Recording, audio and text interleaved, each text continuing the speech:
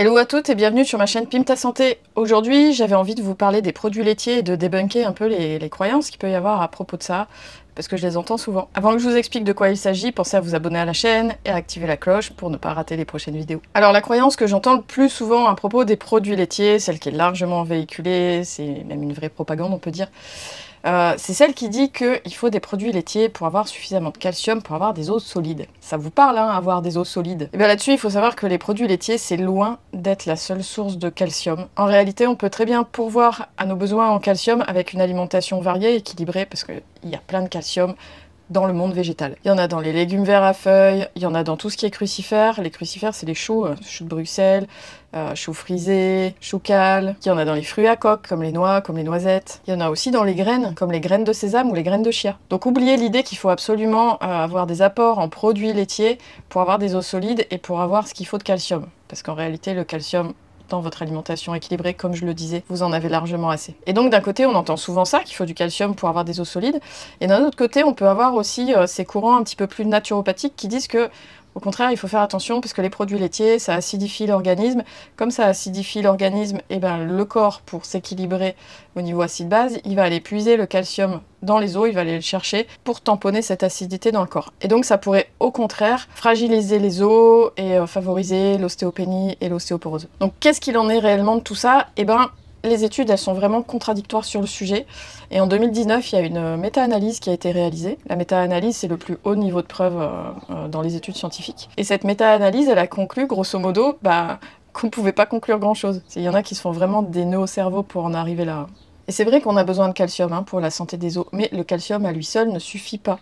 On sait très bien qu'il faut par exemple de la vitamine D pour fixer le calcium, il faut de la vitamine K pour le fixer dans les os et pas dans les artères ou sur les tendons, il faut des antioxydants comme la vitamine C, les polyphénols, le resveratrol, il faut des acides gras à chaîne courte, il faut du magnésium, et il faut aussi avoir en mémoire qu'au contraire, des choses comme la caféine, ça va ralentir l'absorption du calcium, le phosphore aussi, là ça va plutôt fragiliser les os. Comme d'habitude, il faut vraiment avoir une vision globale du problème et pas faire un zoom sur le calcium en particulier. Alors il y a un autre problème qui concerne les produits laitiers, c'est que c'est la filière bovine en elle-même qui peut poser problème, et les conditions d'élevage des animaux. Moi ce que je dis, pour les gens qui consomment des produits animaux, mais qui aussi se soucient du bien-être animal, il faut choisir ces filières. Il faut choisir des filières qui sont respectueuses de la vie animale, dans lesquelles les animaux sont bien traités. Pour les bovins, choisir des animaux qui sont nourris à l'herbe, et s'assurer qu'ils n'ont pas été surdosés d'antibiotiques ou qu'ils n'ont pas été piqués aux hormones.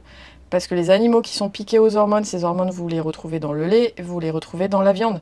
Et c'est ce qu'on appelle les perturbateurs endocriniens. C'est ça aussi qui va poser beaucoup de problèmes après, et beaucoup de perturbations du système hormonal chez l'homme. Par exemple, moi, ce que je rencontre souvent, c'est des femmes qui font de l'acné. Des femmes adultes, des femmes même vers 40 ans, ce qu'on peut appeler de l'acné hormonal. En fait, arrêter les produits laitiers, en général, ça améliore grandement ce problème d'acné. Alors, est-ce que c'est parce que le lait est pro-inflammatoire? Est-ce que c'est ces fameuses hormones qui deviennent des perturbateurs endocriniens? Je ne sais pas. Mais le constat est là. Et donc, il existe des alternatives au lait d'origine animale. Si c'est pour le calcium, on l'a vu juste avant, il y a plein de sources de calcium dans le monde végétal. N'oubliez pas d'ailleurs les légumineuses aussi, qui sont riches en calcium, j'en ai déjà parlé dans une précédente vidéo, et qui en plus amènent des protéines végétales. Mais n'oubliez pas de les faire tremper, important. Et aussi pour les gens qui seraient intolérants au lactose ou à la caséine, des protéines du lait animal, il y a les alternatives des laits végétaux. Alors là, encore un bémol, il faut faire attention, il faut bien lire les étiquettes avec les laits végétaux, parce qu'il y a bien souvent des sucres ajoutés ou des sucres cachés, donc il faut bien s'assurer de la qualité de ces laits végétaux. Donc en conclusion, je dirais, mangez des produits laitiers si vous aimez ça. Mangez-les si c'est pour vous une source de protéines, mais ne les mangez pas en pensant que c'est indispensable pour la santé de vos os. Et puis c'est comme d'habitude, c'est toujours une question d'équilibre. Moi, je conseille un produit laitier par jour. Un yaourt, une portion de fromage, un chocolat au lait. Voilà, après c'est comme vous voulez. Et puis il peut y avoir des jours où il y en a deux, il peut y avoir des jours où il n'y en a pas. Faut pas non plus être trop psychorigide là-dessus. Mais c'est toujours dans l'équilibre. C'est ça qui est important. Voilà ce que je voulais vous dire à propos des produits laitiers. N'hésitez pas à me dire en commentaire ce que vous en pensez. N'hésitez pas à liker la vidéo, n'hésitez pas à la partager. Et je vous dis rendez-vous la semaine prochaine pour une nouvelle vidéo. D'ici là, soyez douce avec vous-même.